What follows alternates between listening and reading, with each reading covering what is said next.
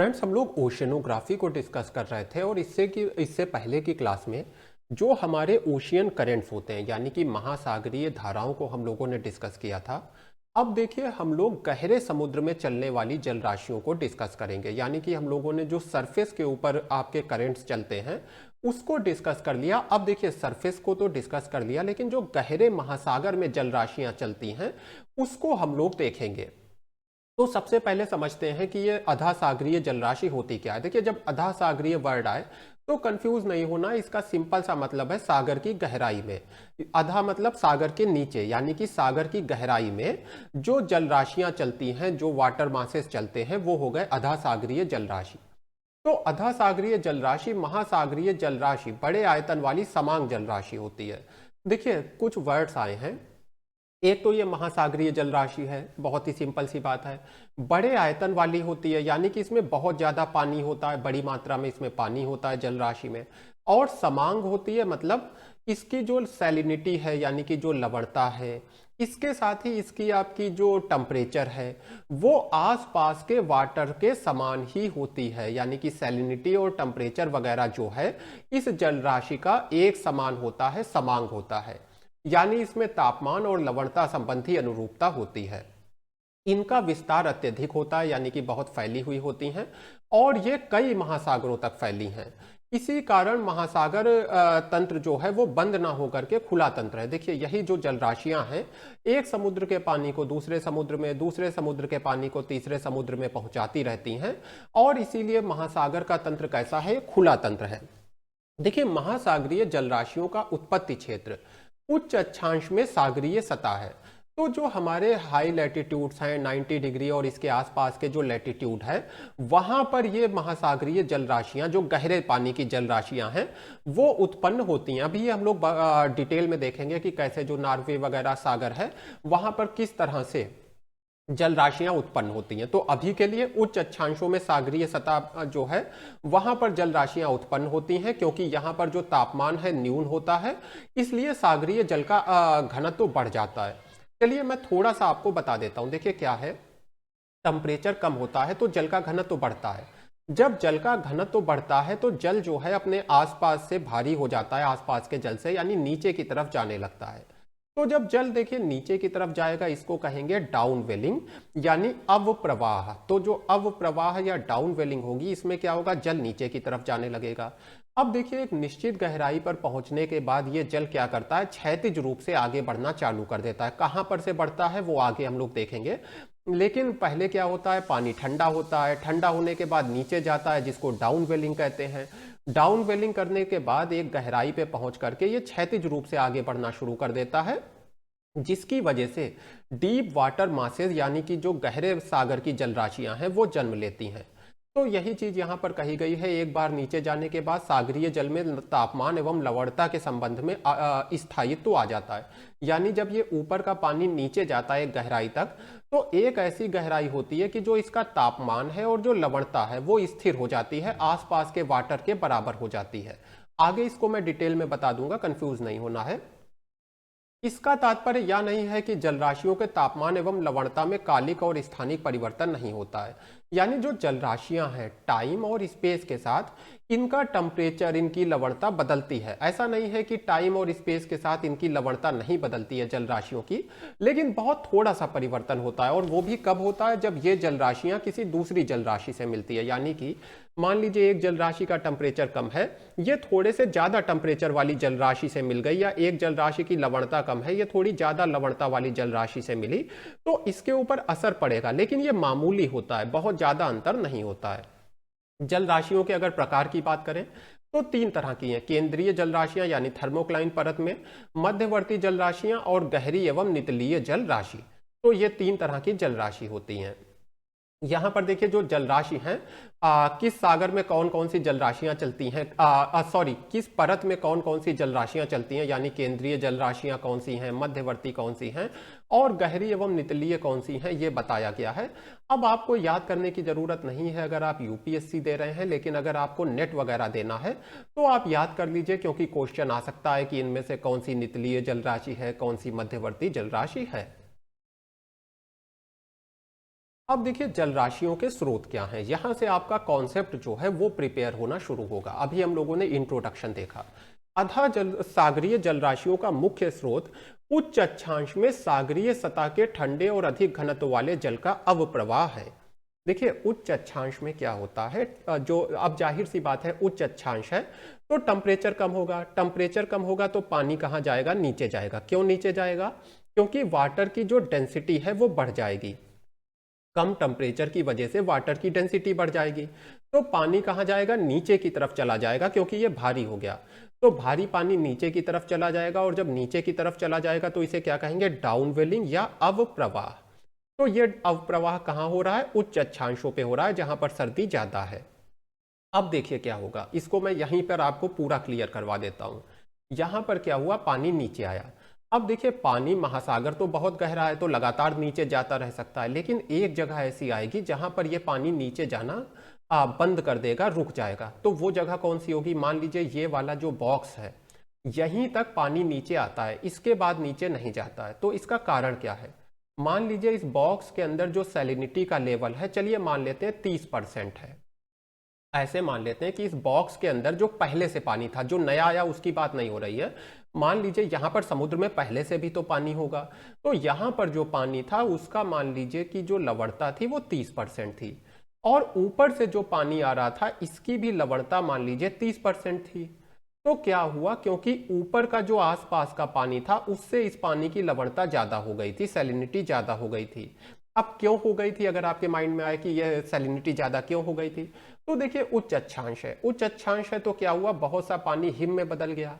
तो जो है पानी कम हो गया, साल्ट तो जमता नहीं है तो साल्ट तो उतना ही रहा।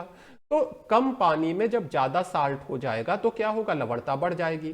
तो मान लीजिए ऊपर कुछ पानी ऐसा था जिसकी लवणता बढ़ के 30% हो गई। आमतौर पे यहाँ पे मान लीजिए 25% लवणता रहती है, लेकिन हिमानीकरण की वजह से कितनी लवणता हो गई, 30%। तो 30% जैसे ही लवणता हुई तो क्या हुआ कि पानी धीरे धीरे भारी हो गया, भारी हो गया तो नीचे आया। अब ये नीचे कब तक आता रहेगा, जब तक ये आसपास के पानी से भारी होगा, तो यहां तक ये नीचे आता रहा। लेकिन एक पॉइंट यहां पर ऐसा आया जब इसकी सैलिनिटी उतनी ही है जितनी यहां पर पहले वाले वाटर की थी, ऊपर से जो आ रहा है वो भी 30%, इसका भी 30%, जो पहले का वाटर है उसकी भी 30%। तो अब ये इससे नीचे नहीं जा पाएगा क्योंकि अब ये भारी नहीं है, अब ये आसपास के पानी से भारी नहीं है। तो यहां पर डाउनवेलिंग इस बॉक्स में हमारी रुक जाएगी, यहां पर आके पानी जमा होने लगेगा। उसके बाद क्या होगा, अब इसका क्षैतिज संचलन होगा, यानी कि हॉरिजॉन्टल मूवमेंट होगा। ये एक स्थान से दूसरे स्थान पे जाएगा और बड़े बड़े महासागरों को पार करते हुए फिर से एक ऐसी जगह आएगी जहां पर ये अपवेलिंग करेगा, यानी ऊपर की ओर जाएगा। अब अपवेलिंग का पूरा कॉन्सेप्ट आगे आने वाली स्लाइड्स में हम लोग समझेंगे। अभी हम लोगों ने डाउनवेलिंग के लॉजिक को समझ लिया, अब इसी चीज को थ्योरी में देख लेते हैं। तो अधिक घनत्व वाले जल का अवप्रवाह होता है, डाउनवेलिंग होती है। ये नीचे बैठता हुआ सागरीय जल सीधे लंबवत रूप से नीचे गतिशील होता है, यानी वर्टिकली सीधे नीचे चला जाता है पानी। भारी जल का अधोगमन वहीं पर होता है जहां पर पाइनोक्लाइन अनुपस्थित रहती है। जब नीचे बैठता जल ऐसी गहराई तक पहुंच जाता है, देखिए वही बात आ रही है, जब नीचे बैठता हुआ जल ऐसी गहराई तक पहुंच जाता है जहां पर ऊपर से नीचे आए हुए जल और उस गहराई पर स्थित जल, यानी जो जल बॉक्स के अंदर था और जो जल ऊपर से आया, इन दोनों जलों का जब तापमान और लवणता समान हो जाती है तो ये जल फिर और नीचे नहीं जाता है और क्षैतिज गति आरंभ कर देता है, यानी कि हॉरिजॉन्टल मूवमेंट आरंभ कर देता है। इस प्रकार अधा सागरीय जल राशि का निर्माण होता है। तो निर्माण कैसे होता है ये मैंने आपको समझा दिया। अधा सागरीय जल राशि के निर्माण की जो ऊपर दी गई प्रक्रिया है, उत्तरी और दक्षिणी अटलांटिक तथा दक्षिणी प्रशांत महासागर में सबसे ज्यादा होती है, जबकि उत्तरी प्रशांत महासागर में सामान्य रूप से होती है। तो देखिए जहां पर शीतल ज्यादा होगा, जहां पर ठंड ज्यादा होगी, वहां पर यह जल राशियों का निर्माण ज्यादा होगा। जाहिर सी बात है, टेम्परेचर कम होगा तभी तो डाउनवेलिंग होगी, और जब डाउनवेलिंग होगी तो जल राशियों का निर्माण होगा। तो कहां कहां पे जल राशियां उत्पन्न होती हैं, जैसे नॉर्वे सागर हो गया, फिर आपका दक्षिण पूर्व ग्रीनलैंड और लेब्राडोर सागर के पास इरमिंगर सागर हो गया, अंटार्कटिका का वेडल सागर हो गया, अंटार्कटिक बेसिन हो गया, एल्यूशियन ट्रेंच हो गया, प्रशांत अंटार्कटिक के दक्षिण में दक्षिणी महासागर हो गया। ये वो सभी स्थान है जहां पर जल राशियां उत्पन्न होती हैं। आगे समझते हैं। अब देखिए थर्मोहेलाइन सर्कुलेशन की बात करेंगे। तो थर्मोहेलाइन सर्कुलेशन कहां पर होता है? पहली बात, पाइनोक्लाइन परत के नीचे होता है। पाइनोक्लाइन परत मैंने आपको पढ़ाई है जब सैलिनिटी वगैरह पढ़ा रहा था। तो इसको देखिए, थर्मो और हेलाइन इसको हम लोग तोड़ सकते हैं। थर्मो का मतलब क्या है? टेम्परेचर। और हेलाइन मतलब क्या है? लवणता या फिर आपकी सैलिनिटी। यानी कि थर्मोहेलाइन सर्कुलेशन के पीछे कौन से कारण जिम्मेदार होते हैं? तापमान और लवणता।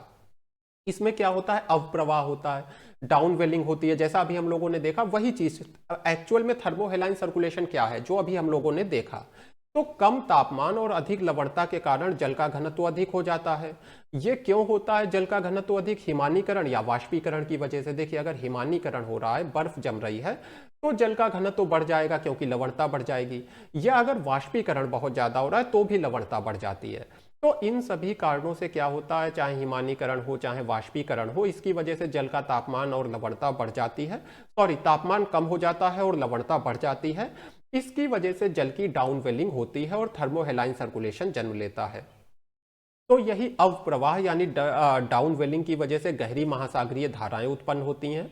सागरीय सतह के नीचे जल गर्म नहीं होता, ना ही वाष्पीकरण और परावर्तन होता है। तो अगर हम लोग देखें ओशियन की सरफेस पे, तो आपकी जो धूप है, जो सूर्य की किरणें हैं वो पड़ती हैं, तो वाष्पीकरण वगैरह होता है। लेकिन गहराई में ये किरणें नहीं जा पाती, जिसकी वजह से सागर की गहराई में ना वाष्पीकरण होता है ना परावर्तन होता है।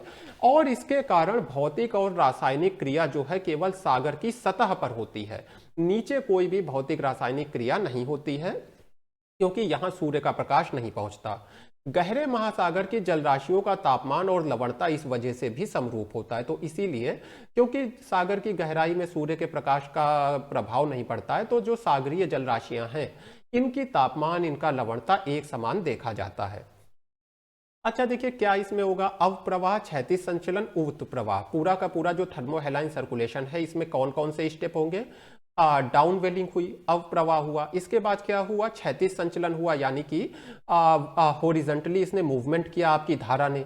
और इसके बाद क्या हुआ? उत्प्रवाह हो गया, यानी अपवेलिंग हो गई। डाउन वेलिंग कैसे होती है, कहां से ये स्टार्ट करती है चलना, ये हम लोगों ने समझ लिया है। अभी ये समझेंगे कि अपवेलिंग कब होती है, वो कौन से कारण हैं जिसकी वजह से अपवेलिंग होती है।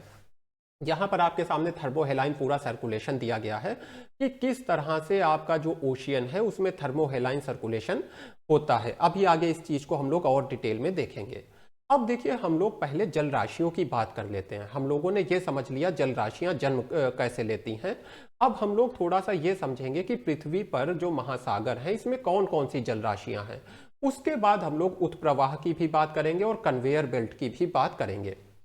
सबसे पहले आते हैं देखिए, हम लोग अटलांटिक महासागर की जल राशियों को समझेंगे, फिर प्रशांत महासागर की, और फिर हिंद महासागर की जल राशियों को समझेंगे। तो अटलांटिक महासागर में पहली जल राशि है उत्तरी अटलांटिक गहरी जल राशि, NADW। इसको देखिए, आप यहां पर भी देख सकते हैं। यहां पर देखिए आप, ये लिखा है नॉर्थ अटलांटिक डीप वाटर। तो यही आपकी है NADW। तो नॉर्थ अटलांटिक डीप वाटर को समझते हैं। इसका उद्भव नॉर्वे सागर में सागरीय सतह के भारी जल के डूबने के कारण होता है। देखिए क्या है, नॉर्वे सागर बहुत ठंडा है, इसकी वजह से जल भारी हो जाता है क्योंकि इसका घनत्व तो बढ़ जाता है। और जब भारी जल डूबता है, डाउन वेलिंग होती है, तो इसकी वजह से NADW जो है जन्म लेती है। तो इसका कारण क्या है कि शीतकाल में जल ठंडा हो जाता है और जो निर्माण होता है, बर्फ जो जम जाती है, इससे लवणता में वृद्धि हो जाती है। इस वजह से जो पानी है वो भारी हो जाता है और जो है डाउन वेलिंग होती है और आपका NADW जन्म लेता है। जल राशि की दिशा क्या होती है? अब देखिए, नॉर्वे सागर में तो अवप्रवाह हो रहा है, यानी कि जाहिर सी बात है नॉर्वे सागर से ये शुरू होगी। उसके बाद उत्तरी अटलांटिक महासागर में प्रवेश करेगी। देखिए आपका जो है ये पूरा का पूरा डीप ओशियन वाटर वाला करंट, ये ऐसे चल के नॉर्वे सागर से और आपका फिर जो अटलांटिक महासागर है उसमें प्रवेश करता है। इसके बाद ये आपके ग्रीनलैंड के पूर्व में इरमिंगर सागर की सतह से अधिक घनत्व वाले जल के अवप्रवाह होने से अटलांटिक जल राशि को अतिरिक्त जल मिल जाता है। तो इरमिंगर सागर जो है वहां पर भी अभी हम लोगों ने देखा था कि कहां कहां पर आपकी कह लीजिए कि कहां कहां पर ये जल राशियां जन्म लेती हैं। तो इरमिंगर सागर जो है यहां पर भी अवप्रवाह होता है, यहां पर भी डाउन वेलिंग होती है, यानी इरमिंगर सागर में भी ज्यादा घनत्व वाला जल होता है जिसकी वजह से डाउन वेलिंग होती है। और इसकी वजह से ये जो डाउन वेलिंग की वजह से जो पानी है ये अटलांटिक जल राशि में मिल जाता है। और इसकी वजह से क्या होता है, जो अटलांटिक जल राशि है, जो NaDW है, वो और ज़्यादा मजबूत हो जाती है, इसको और ज़्यादा पानी मिल जाता है। एक बार रिपीट करूंगा, इरमिंगर सागर में क्या हो रहा है, अधिक घनत्व वाला जल है, यानी उसकी डाउनवेलिंग हो रही है, और NaDW इसके रास्ते में है। तो NaDW क्या करती है, इस पानी का भी यूज कर लेती है, जो ये इरमिंगर सागर में डाउनवेलिंग हो रही है, इस पानी का भी यूज कर लेती है, और ज्यादा इसमें पानी हो जाता है। रूम सागर से भी इसको अतिरिक्त जल की आपूर्ति हो जाती है। तो ये इसका पूरा रास्ता है, जिसको आप यहाँ पर देख सकते हैं। ये आपका नॉर्थ अटलांटिक डीप वाटर जो है, यहाँ तक जाता है। इसके बाद आती है अंटार्कटिका निचलीय जल राशि, बेडल सागर में ये उत्पन्न होती है। देखिए, कारण वही है कि शीतकाल में तापमान कम होता है, हिम निर्माण होता है, और लवणता जो है ज़्यादा हो जाती है। इसकी वजह से जो पानी है उसमें डाउनवेलिंग होती है, और फिर एक निश्चित गहराई के बाद ये क्षैतिज दिशा में आगे बढ़ता है। तो देखिए, ये हम लोगों ने देखा north Atlantic deep water water mass. इसके अलावा फिर ये आपका अंटार्कटिक बॉटम वाटर है, जो हम लोगों ने अभी बात की निचलीय जल राशि यानी बॉटम वाटर की। और तीसरा है अंटार्कटिका गहरी जल राशि। तो हिंदी में देखिए अंटार्कटिका लिखते हैं, और यहाँ पर आपका लिखा है ये डीप कोल्ड करंट। ये आपकी गहरी जल राशि हो गई, अंटार्कटिका गहरी डीप कोल्ड करंट। अब देखिए, फिर हम लोग बात करते हैं प्रशांत महासागर की जल राशियों की। तो प्रशांत महासागर में देखिए कोई खास जल राशियां नहीं हैं। उसका रीजन है, पहले हम लोग रीजन को समझेंगे, क्योंकि आपसे क्वेश्चन पूछा जा सकता है कि जो गहरी जल राशियां हैं प्रशांत महासागर में ज्यादा विकसित क्यों नहीं हुई हैं। तो देखिए, आर्कटिक महासागर जल राशि बेरिंग जल डबरू मध्य द्वारा अवरुद्ध हो जाती है। इस चीज को मैंने आपको पहले भी पढ़ाया है कि जो प्रशांत महासागर है और जो आर्कटिक महासागर है, उसके बीच में एक बहुत ही पतला सा रास्ता है, जिसे बेरिंग जल डमरू मध्य कहते हैं।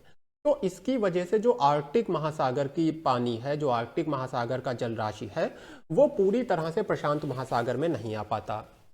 इसके साथ ही अंटार्कटिका गहरी जल राशि और अंटार्कटिका मध्य जल राशि का विकास नहीं होता।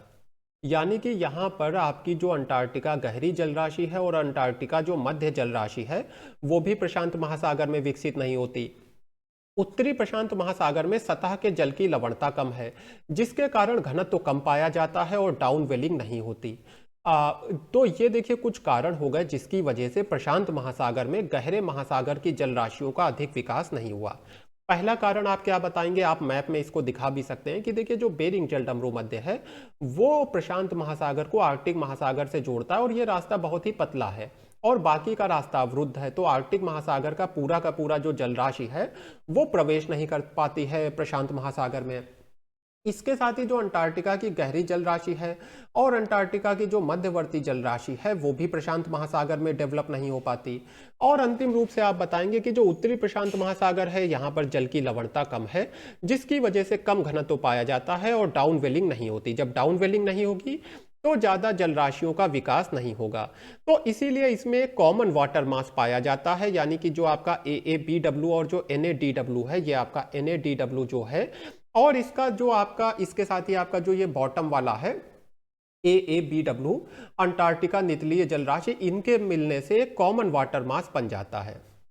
तो देखिए क्या है, एक तो आपका अंटार्कटिक जो बॉटम वाटर है, और इसके साथ ही एक आपका जो डीप कोल्ड करंट है, यही आपको प्रशांत महासागर में केवल दिखाई देंगे। यही मिलकर के एक कॉमन जल राशि बनाते हैं। अब देखिए एक्चुअल में जो चित्र है वो काफी आपका जटिल होगा, लेकिन उतनी जटिलता में हम लोगों को जाने की जरूरत नहीं है। अब देखिए हिंद महासागर की अगर हम लोग जल राशियों की बात करें, तो हिंद महासागर में भी जल राशियों का ज्यादा विकास नहीं हुआ है। उसका कारण है कि हिंद महासागर का ज्यादातर हिस्सा दक्षिणी गोलार्ध में है, इसलिए जो उत्तरी क्षेत्र में अवप्रवाह होता है, यानी कि उत्तरी क्षेत्र में हम लोगों ने देखा है जैसे आर्कटिक सागर वगैरह में जो डाउन वेलिंग होती है, ये सारा जो जल राशि है ये दक्षिण की ओर हिंद महासागर में नहीं आ पाती। उसका रीजन है कि बीच में आपने देखा है पूरा का पूरा एशिया है, रशिया फैला हुआ है, तो जो आर्कटिक महासागर है उसकी जल राशि हिंद महासागर तक नहीं आ पाएगी, क्योंकि ये उससे डायरेक्टली जुड़ा नहीं है।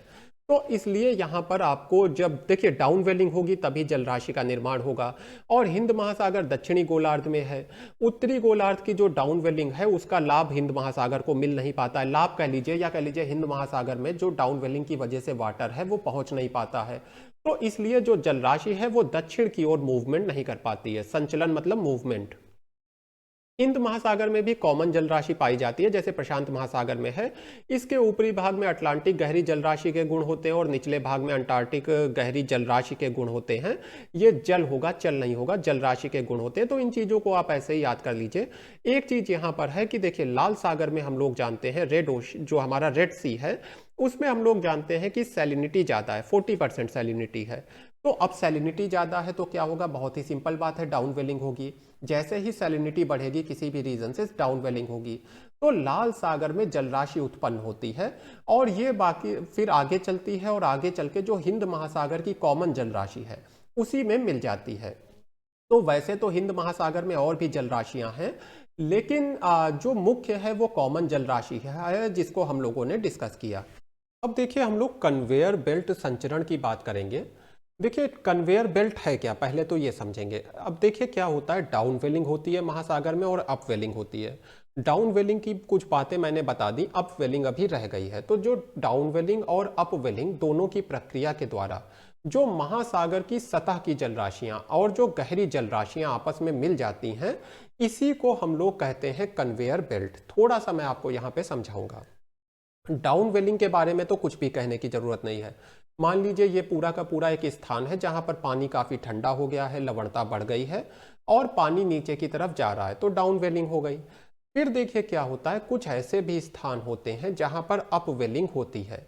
अब हम लोग उस पॉइंट पे आ गए हैं जहां पर हम लोग अप वेलिंग को समझेंगे। तो अप वेलिंग में क्या होता है, पानी ऊपर आ जाता है। तो यानी इस स्थान का पानी कहां पहुंच गया, यहां पर पहुंच गया। यानी कि ये पूरा का पूरा जो एक संचरण तंत्र बना जिसमें यहां से पानी यहां पर जा रहा है और फिर ये आगे चल के यहां पर आएगा।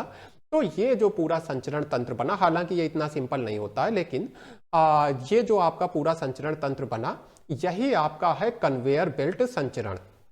तो इसके तीन मुख्य भाग कौन से हैं कन्वेयर बेल्ट के? पहली चीज है डाउन वेलिंग होना, दूसरी चीज है धारा का आगे बढ़ना और तीसरी चीज है अप वेलिंग होना।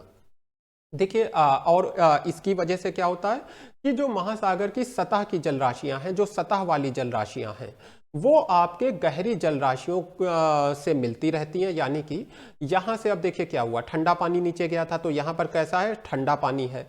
ये ठंडा पानी यहां गया, फिर ये ठंडा पानी ऊपर गया। अब ये स्थान कैसा होगा, गर्म होगा। ये स्थान कैसा है, शीतल है। तो जो शीतल स्थान का पानी था वो घूमता घामता गर्म स्थल पर पहुंच गया और जो गर्म स्थान का पानी था वो घूमता हुआ शीतल स्थान पे पहुंच गया। तो ये जो पूरा संचरण तंत्र चल रहा है इसको कन्वेयर बेल्ट बोलते हैं। अब देखिए डाउन वेलिंग के अगर आपसे सीधे तौर पे कारण पूछ दिए जाएं तो मुख्य रूप से तीन कारण हैं। एक तो हिमांक के नीचे तापमान होने पर, इसको अब मैं दोबारा डिस्कस नहीं करूंगा। जहां पर भी तापमान इतना कम होगा कि बर्फ जम सकती है वहां पर डाउन वेलिंग होगी। एग्जाम्पल भी खूब हम लोगों ने देख लिए हैं जैसे नॉर्वे सागर वगैरह। इसके अलावा अभिसरण, देखिए ये एक नया पॉइंट आया। अब मान लीजिए दो वायु हैं जो आपस में एक दूसरे से टकरा रही हैं। यानी मान लीजिए ये एक ऐसा स्थान है जहां पर वायु आपस में टकरा रही है। वायु टकरा रही है मतलब वायु के साथ सागरीय धाराएं भी आ रही होंगी, वो भी यहाँ पर टकरा रही होंगी। तो यानी कि वायु के साथ जो सागरीय धाराएं आएंगी वो यहाँ पर पानी को जमा करेंगी, पानी इकट्ठा होने लगेगा। इकट्ठा जब कोई चीज होने लगेगी वजन बढ़ेगा, वजन बढ़ेगा तो क्या होगा, डाउन वेलिंग होगी। इसको कहते हैं अभिसरण। अभिसरण मतलब एक जगह पे आकर के जमा हो जाना, या कह लीजिए जिसको हम लोग इंग्लिश में कहते हैं कन्वर्जेंस। ये कन्वर्जेंस होता है। तो जहां पर भी वाटर का कन्वर्जेंस होगा वहां डाउन वेलिंग होगी। कन्वर्जेंस कैसे हो सकता है, एक रीजन तो देखा हम लोगों ने, विंड्स। यानी विंड्स जो है अलग अलग डायरेक्शन से आ रही हैं और अपने साथ पानी को ला करके एक स्थान पर जमा कर रही हैं, जैसे ये ब्लैक पॉइंट पे। और फिर जब पानी जमा होने लगा तो डाउन वेलिंग होने लगी। ऐसे भी पृथ्वी पर कुछ पॉइंट्स हैं। इसके साथ ही मान लीजिए दो समुद्री धाराएं हैं। एक तरफ जैसे आपकी गल्फ स्ट्रीम है, दूसरी तरफ लैब्राडोर धारा है। एक तरफ आपकी गल्फ स्ट्रीम जाती है, दूसरी तरफ लैब्राडोर। जहां पर ये मिलती हैं वहां पर पानी इकट्ठा होने लगता है। जहां पर पानी इकट्ठा होगा वहां पर क्या होगा, डाउन वेलिंग होगी। तो ये दूसरा कारण हो गया डाउन वेलिंग का। अब देखिए हम लोग बात करेंगे कोस्टल डाउन वेलिंग की, जो तीसरा टाइप है डाउन वेलिंग का, या कह लीजिए तीसरा कारण है डाउन वेलिंग का। तो देखिए यहाँ पर एक मैन परिवहन का प्रभाव रहता है। सबसे पहले एक मैन परिवहन को जरा सा हम लोग रिपीट कर लेते हैं। एक मैन परिवहन में क्या होता है, मान लीजिए कि जो विंड है वो इस डायरेक्शन में जा रही है ऐसे, तो अगर विंड इस डायरेक्शन में जा रही है तो उत्तरी गोलार्ध में, नॉर्दर्न हेमिस्फीयर में, जो समुद्र का पानी है वो विंड के 90 डिग्री पर मुड़ जाता है।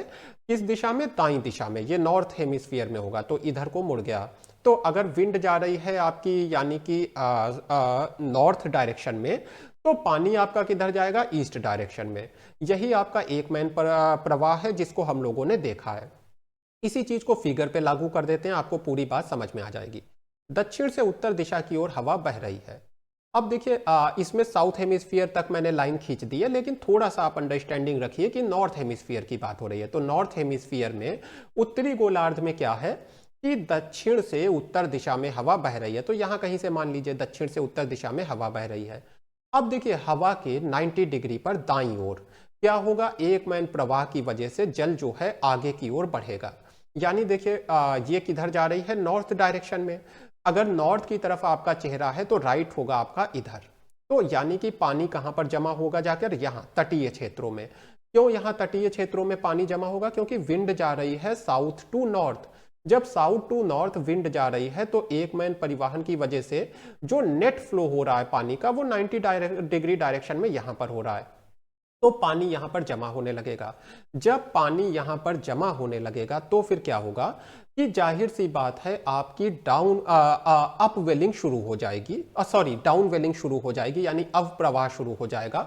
जैसा मैंने आपको अभी बताया, जहां पर भी पानी इकट्ठा होगा एक जगह पे, वहां पर अवप्रवाह शुरू हो जाएगा। तो यहां पर भी आपकी डाउन वेलिंग शुरू हो जाएगी। और दक्षिणी गोलार्ध की बात करें तो इसका उल्टा होगा। यानी अगर हम लोग दक्षिणी गोलार्ध में इसी चीज को देख रहे होते तो मान लीजिए इसी डायरेक्शन में विंड फ्लो कर रही है ऐसे ही, तो पानी किधर जमा होता? वेस्ट साइड में। यानी जो वेस्टर्न कोस्ट होते, जैसे कि यहां पर मान लीजिए अगर हम लोग साउथ में जाएं और जो आपका ब्राजील वगैरह का तट है, अगर मान लीजिए कि ये ब्राजील है आपका, ये ब्राजील का नॉर्थ हो गया, सॉरी ये ब्राजील का साउथ हो गया, ये ब्राजील का नॉर्थ हो गया। पूरा का पूरा आप इसको दक्षिण अमेरिका भी मान सकते हैं। तो ये नॉर्थ हो गया, ये साउथ हो गया। विंड कैसे फ्लो कर रही है? South to north. अब कौन सा दक्षिणी गोलार्ध है? यानी कि ये नॉर्दर्न हेमिस्फीयर था, ये कौन सा है? सदर्न हेमिस्फीयर है। जाहिर सी बात है दक्षिणी अमेरिका का पूरा जो अधिकतर हिस्सा है वो आपके दक्षिणी गोलार्ध में है। तो क्या होगा, जो आपका सदर्न हेमिस्फीयर है उसमें विंड किधर मुड़ेगी? यहां पर मुड़ी थी राइट साइड में, यहां पर मुड़ेगी लेफ्ट साइड में।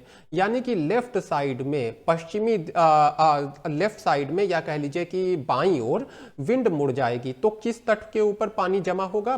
पश्चिमी तट के ऊपर। यहां किस तट पे जमा हुआ था? पूर्वी तट पे। यहां कौन से तट पे जमा हो रहा है? पश्चिमी तट पे। तो सेम यही घटना क्या होगी? पश्चिमी तट पे होगी दक्षिणी गोलार्ध में। यानी दक्षिणी गोलार्ध में डाउन वेलिंग कहां पर होगी? अवप्रवाह कहां पर होगा? पश्चिमी तट पर होगा।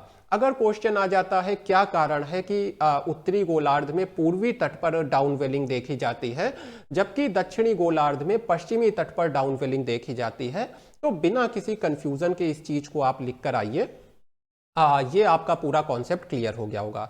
अब हम लोग थोड़ी सी उत प्रवाह, अप वेलिंग की बात करेंगे, जो अभी तक हम लोगों ने रोक कर रखा था कि कैसे पानी ऊपर की ओर आता है। देखिए बहुत ही सिंपल है, डाउन वेलिंग का अपोजिट करते जाइए। वहां पे अभिसरण हो रहा था, यहां पर अपसरण कर लीजिए। जैसे जहां पर उत्तर और दक्षिणी विषुवत रेखीय धाराएं पूर्व से पश्चिम दिशा की ओर गति करती हैं, वहां पर एक मैन परिवहन के कारण जल उत्तरी गोलार्ध में हवा की दिशा के समकोण पर दाएं ओर मुड़ जाता है। देखिए क्या है, अब विंड किस डायरेक्शन में है? North to south. हम लोग बात कर रहे हैं नॉर्थ हेमिस्फीयर की। साउथ हेमिस्फीयर पे आप इसका उल्टा लागू कर लेंगे। विंड किस डायरेक्शन में है? North to south. इसकी वजह से क्या होगा, जो पानी है वो मुड़ जाएगा आपके दाईं दिशा में। इस बार दायां किधर है? इस दिशा में। तो यानी कि उत्तरी गोलार्ध में जो पश्चिमी तट है वहां पर क्या दिखाई देगा आपको? पश्चिमी तट पर आपको दिखाई देगा कि जो जल है वो जमा हो रहा है। अच्छा देखिए एक और पॉइंट है जो आपको कंफ्यूजन से बचाने के लिए उपयोगी है। ये देखिए आपका पूर्वी तट है, ये आपका पश्चिमी तट है। तो जब मैं कह रहा हूं कि यहां पर जो है वाटर वो इसकी डाउन वेलिंग हो रही है, तो यानी उत्तरी गोलार्ध में महाद्वीपों के पश्चिमी तट के ऊपर डाउन वेलिंग होती है। और देखिए अब हम लोग थोड़ा सा और देखेंगे। अगर हम लोग बात करें दक्षिणी गोलार्ध की, तो दक्षिणी गोलार्ध में पूर्व, अब जैसे यही आपका पूरा हिस्सा है, तो ईस्ट किधर हो गया? ये ईस्ट हो गया, ये वेस्ट हो गया। तो अगर यहां पर डाउन वेलिंग हो रही है, अगर यहां पर पानी जो है नीचे जा रहा है, तो हम लोग क्या कहेंगे? दक्षिणी गोलार्ध में महाद्वीपों के पूर्वी तट पर डाउनवेलिंग होती है, उत्तरी गोलार्ध में पश्चिमी तट पर, जबकि दक्षिणी गोलार्ध में पूर्वी तट पर डाउनवेलिंग होती है। क्योंकि इस तरह से भी क्वेश्चन पूछ सकते हैं, फिर आप कंफ्यूज हो जाएंगे, आपको लगेगा उल्टा पढ़ा दिया गया है, ऐसा नहीं है। जब आप यहां से देखेंगे यानी कि महासागर के नजरिए से तो ये पूर्व होगा, ये पश्चिम होगा। लेकिन जब आप महाद्वीप के नजरिए से देखेंगे तो वही चीज, यहां पर ये महाद्वीप का पूर्वी हिस्सा है, ये पश्चिमी हिस्सा है। तो जिस नजरिए से पूछा जाए उस नजरिए को समझकर आप करिए, कॉन्सेप्ट आपका क्लियर हो चुका है। अब देखिए हम लोग फाइनली बात करेंगे अपवेलिंग यानी उत्प्रवाह की। तो एक तो आपका होता है अपसरण आधारित उत्प्रवाह, ये कहां पर होता है, विषुवत रेखा पर। तो इसलिए इसको विषुवत रेखीय उत्प्रवाह भी कहते हैं, यानी कि उत्प्रवाह मतलब पानी का ऊपर आना, अपवेलिंग। तो विषुवत रेखा पर होने वाला कौन सा उत्प्रवाह है, विषुवत रेखीय या फिर अपसरण आधारित। तो देखिए उत्तर और दक्षिणी विषुवत रेखीय धाराएं पूर्व से पश्चिम दिशा की ओर गति करती हैं। तो देखिए धाराएं कैसे गति कर रही हैं, पूर्व से पश्चिम दिशा की ओर।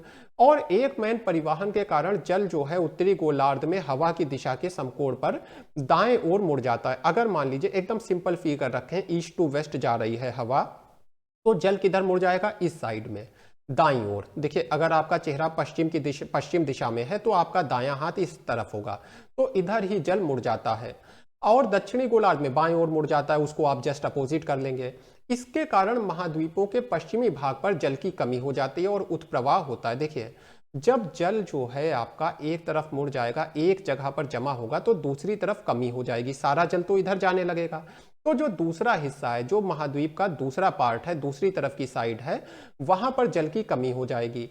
अब देखिए जहां पर जल इकट्ठा होता है वहां पर डाउनवेलिंग होती है, तो जहां पर जल की कमी होगी वहां इस कमी को पूरा करने के लिए पानी नीचे से ऊपर आने लगेगा, अपवेलिंग हो जाएगी। इसी वजह से महाद्वीपों के पश्चिमी भाग पर आपको जल की कमी जहां पर होती है वहां पर आपको उत्प्रवाह होते दिखाई देता है, या कह लीजिए कि अपवेलिंग होते दिखाई देती है। फिर देखिए तटीय उत्प्रवाह भी है। तो उत्तरी गोलार्ध में, अब देखिए उत्तरी गोलार्ध की बात हो रही है, मैंने नॉर्थ हेमिस्फीयर लिख दिया। जब वायु दक्षिण से उत्तर दिशा की ओर चलती है, साउथ टू नॉर्थ जब हवा चलती है, तो तट के बाईं ओर जो जल है तट से दूर चला जाता है। देखिए सारा का सारा जल किधर जा रहा है, इस दिशा में। क्यों, क्योंकि जल मुड़ता है दाईं तरफ एक मैन परिवहन की वजह से। तो इधर क्या होगा, दूसरी तरफ क्या होगा, दूसरी तरफ जल की कमी हो जाएगी। एक तरफ जल सारा जा रहा है और दूसरी तरफ क्या होता है, यहां पर तट से जल दूर चला जाता है, यानी कि तटीय क्षेत्रों से दूर हो जाएगा जल। इसकी वजह से यहां पर पानी की कमी हो जाएगी, और जैसे ही कमी होगी अपवेलिंग शुरू हो जाएगी। अब देखिए फाइनली हम लोग बात करेंगे कन्वेयर बेल्ट सर्कुलेशन की। तो कन्वेयर बेल्ट सर्कुलेशन वैसे तो आप समझ चुके होंगे, लेकिन इसको अब हम लोग फाइनल रूप में देख लेते हैं। देखिए हिंद महासागर और प्रशांत महासागर का गर्म जल उत्तरी अटलांटिक महासागर में सागरीय सतह की धाराओं के रूप में पहुंचता है। देखते हैं इस चीज को। देखिए हिंद महासागर यानी आपका इंडियन ओशियन और पैसिफिक ओशियन का जो गर्म जल है, ये कैसे सागर की जो सरफेस करंट है, यानी कि जो शैलो वार्म करंट है, उसके माध्यम से कहां पर पहुंचता है, ये देखिए ये पूरा का पूरा वाटर जा रहा है, यहां से भी ये वाटर मिक्स हो जाता है, और ये पूरा का पूरा वाटर इस तरह से होते हुए आपका पहुंचता है यहां तक, यानी कि लगभग कह लीजिए कि आर्टिक ओशियन के पास में नॉर्वे वगैरह का जहां पर सागर है वहां तक पहुंचता है। तो ये पूरा वार्म करंट ट्रेवल करता हुआ पहुंचता है आपका अटलांटिक महासागर में। शीतल क्षेत्रों में गर्म जल की ऊर्जा का विकिरण द्वारा निचले वायुमंडल में स्थानांतरण होता है। अब देखिए गर्म पानी है, हिंद महासागर और प्रशांत महासागर से कहा गया, हम लोगों ने देखा उत्तरी आर्कटिक महासागर में चला गया, या कह लीजिए कि बहुत ही शीतल क्षेत्रों में चला गया। इसकी वजह से जल क्या है, ठंडा हो जाएगा और लवणता और घनत्व तो बढ़ जाएगा जल का, जिसकी वजह से डाउनवेलिंग शुरू होगी। तो देखिए डाउनवेलिंग कैसे होगी, यहां पर आकर के आपका पानी जो है ठंडा होगा धीरे धीरे, और जब पानी धीरे धीरे इस प्लेस पर ठंडा होगा तो ये डाउनवेलिंग करेगा, हम लोग देख चुके हैं। और डाउनवेलिंग करने के बाद क्या होगा, एक निश्चित गहराई तक जाएगा और फिर जो है क्षैतिज रूप से आगे बढ़ेगा। तो इसका डाउनवेलिंग होती है, फिर जिस गहराई पर नीचे जाने वाला जल जो है उसका घनत्व तो निचली परत के जल के बराबर हो जाता है, वहां से क्षैतिज प्रवाह यानी थर्मोहेलाइन धारा आरंभ हो जाती है। ये क्षैतिज प्रवाह अटलांटिक महासागर से होते हुए हिंद महासागर और प्रशांत महासागर में पहुंचता है और परी अंटार्कटिक गहरी जल राशि में मिल जाता है। तो ये पूरा प्रवाह आपका देखिए आर्कटिक महासागर से होते हुए अटलांटिक महासागर से होते हुए और फिर इसमें अंटार्कटिक का जो बॉटम वाटर है, जो डीप कोल्ड करंट है, ये सब मिल जाता है और इंडियन ओशियन में और इसके साथ ही पैसिफिक ओशियन में ये पूरा का पूरा पानी पहुंचता है, जो गहरी जल राशि है ठंडी वाली। गर्म जल राशि ऊपर ऊपर गई जिसे रेड कलर से दिखाया गया है, और जो ब्लू कलर है पूरा, ये क्या है, ये आपकी ठंडी जल राशि है। हिंद वहां प्रशांत महासागर में उत प्रवाह द्वारा पुनः सतह पर जल का आगमन होता है और जल पुनः गर्म होता है। अब क्या होगा, फिर से जल जो है जहां पर सही सुटेबल प्लेस मिलेंगे हिंद महासागर प्रशांत महासागर में, वहां पानी फिर से अपवेलिंग होगी, फिर से ऊपर आएगा और अपवेलिंग होने के बाद क्या होगा, पानी की जहां पर अपवेलिंग होगी उसके बाद क्या होगा, उसके बाद ये पानी फिर से चल पड़ेगा यहीं पर ठंडे प्रदेशों की ओर। यानी कि ये पूरा का पूरा आपका एक कन्वेयर बेल्ट, एक संचरण तंत्र हो गई जो आपस में जुड़ी हुई है।